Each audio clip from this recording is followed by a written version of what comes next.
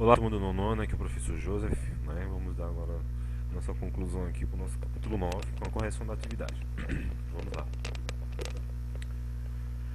Primeiramente, né, a gente tem que ter noção do que foi que nós já vimos já, né? Vocês perceberam que a partir desse momento, né, deixa eu dar uma patada aqui, a partir desse momento que a gente já começou a entrar em química, perceberam que as coisas estão complicando, não é isso?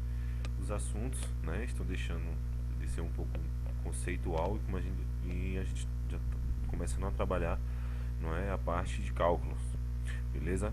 Eu sei que vocês vão sentir um pouco de dificuldade agora no início, né, por conta de toda essa pandemia que está acontecendo com vocês, né, deu para perceber que não é só vocês que estão sendo prejudicados, né, como a classe como um todo. Então vamos lá, então vamos tentar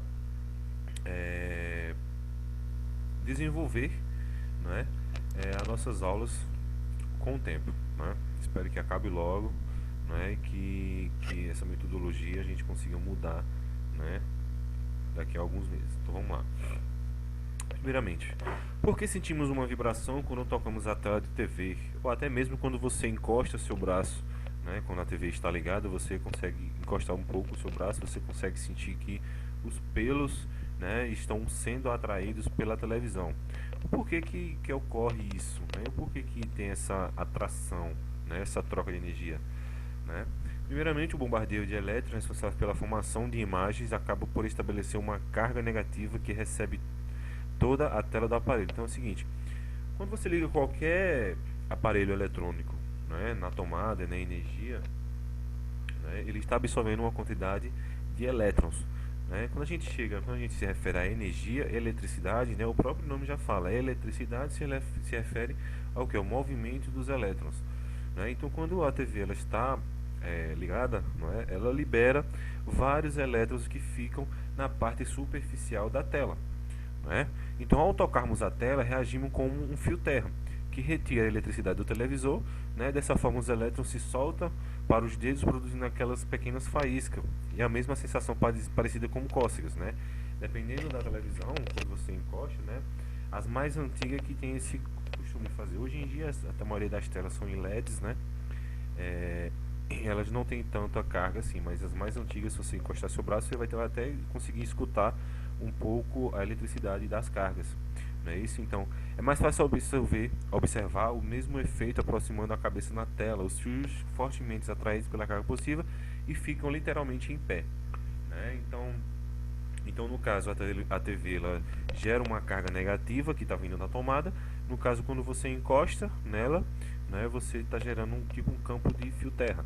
Mesma coisa acontece quando você, né, vai abrir a geladeira e tem uma partezinha da geladeira que tem os parafusos.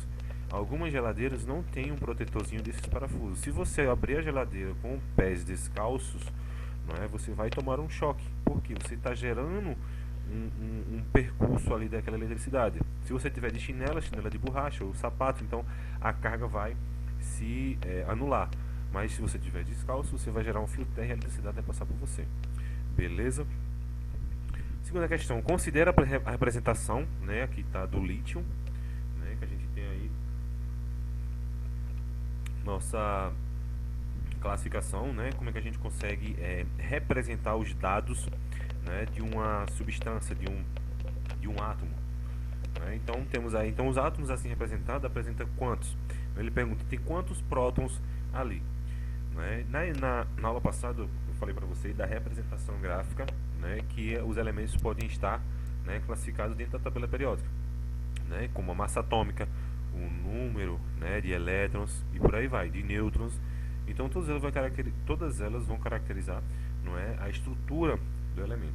Então vamos lá, ele pergunta qual é a quantidade de prótons, qual é a quantidade de nêutrons e elétrons. Né? Nós sabemos que a quantidade de prótons e a quantidade de elétrons é a mesma, não é isso? Né? E qual é a massa? Né? Então temos aí a resposta, né? Como é que eu consigo calcular a quantidade de nêutrons? Se a gente pegar aqui, ó, o 7, né, e diminuir por 3, nós vamos achar a quantidade de nêutrons. Né? Esse 7 é o que? É a massa atômica. Se você pegar a massa atômica e diminuir pela quantidade de prótons, você vai descobrir quantidade de elétrons e vice-versa. Beleza? As partículas com cargas positivas, quem aqui tem carga positiva? Né? Os prótons. Quem aqui tem carga negativa? Os elétrons. E com as partículas sem carga? No caso, está perguntando sem carga, quando não tem nem carga positiva nem carga negativa. Então nós chamamos de nêutrons. Beleza? Então vão se identificando, vão se acostumando a conseguir observar a estrutura de um elemento. Não é isso? Então as três principais características é prótons, nêutrons e elétrons. E a quantidade de massa. Beleza? Essa outra questão aqui, né? Essas questões abertas, nós estamos trabalhando. Né? Então usando o modelo de Rutherford e Bohr, né? Em distribuição eletrônica, né? Nós temos as camadas de elétrons com os seguintes números atômicos. Né? Eu tenho aqui, né, o nosso diagrama de Pauling, né, que a gente tem as nossas camadas e as nossas subcamadas. As camadas é K, L, M, N, O, P, Q, né?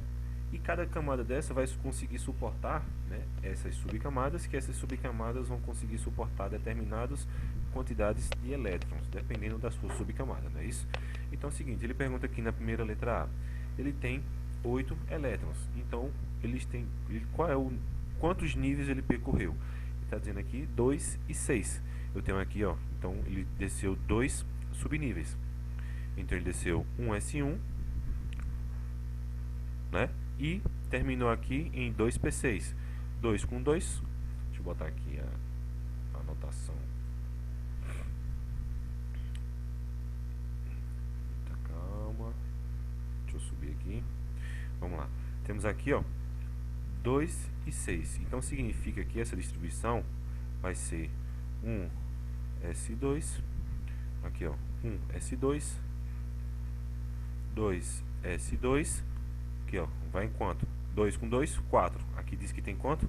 8. Então falta mais quantos? 2P6. Completa? Completa? Passa, não é isso? Então o que eu tenho que fazer? É fácil. Se eu tenho 2P6, eu tenho 4 aqui. Para 8, preciso de mais quantos? De mais 4. Mas eu tenho 6 aqui, professor. Mas eu preciso utilizar os 6 completo? Não, eu quebro ele. Então eu utilizo apenas 4. Então, as suas duas camadas, né? Na primeira camada eu tenho apenas 2, na segunda camada eu tenho 6. Aqui, ó. 2 com 4, 6. Beleza? Vou passar mais uma. Com 18. Com 18. Na sua primeira camada, tem quantos? Primeira camada tem 2. Vamos lá. 1S2, primeira camada. Segunda camada, 2S. Foi demais aqui, calma. 2S2. Tá na segunda camada ainda. 2P6, utiliza, né? Eu quero 18. Utilizou a segunda camada. Vamos pular para a terceira camada. 6 com 2, 8. 9 e 10. Para 8, falta mais 8 ainda. Vamos lá. 3S2, eu continuo aqui. 3S2, aqui, ó, pegou aqui. Tem mais quanto? 6 com 2, 8. 9, 10, 11, 12. Ainda falta. Vamos lá. 3S2, vou usar 3P6. Não é assim? 3P6. E agora tem quanto? 6 com 6, 12, 13, 14, 15, 16, 17, 18. O que foi que aconteceu aqui? Por que aqui tem 8 e aqui tem 8? Primeiro nível eu tenho quantos? 2. Segundo nível eu tenho quantos? 2 com 6, 8. Terceiro nível eu precisei de quantos? 6, 7, 8. Aqui o terceiro nível eu peguei 3S2 e 3P6. Eu precisei utilizar quantos elétrons? 6 com 2, 8. Então tá aqui. Então estão se ligando mais ou menos como é que quando a gente consegue fazer a distribuição eletrônica. É basicamente só isso, não é? Eu sei que é um pouco complicado, mas vão pegando aí devagarzinho que vocês vão ver isso novamente aí no primeiro, no segundo e no terceiro ano, né? E até na faculdade, se você, dependendo do curso que você for desejar fazer. Certo? Vamos lá. Eu sei que tem pouco espaço aqui, nós vamos tentando. Vamos lá. Mais uma vez. Primeira camada, 2. Segunda camada, 2 com 6, 8.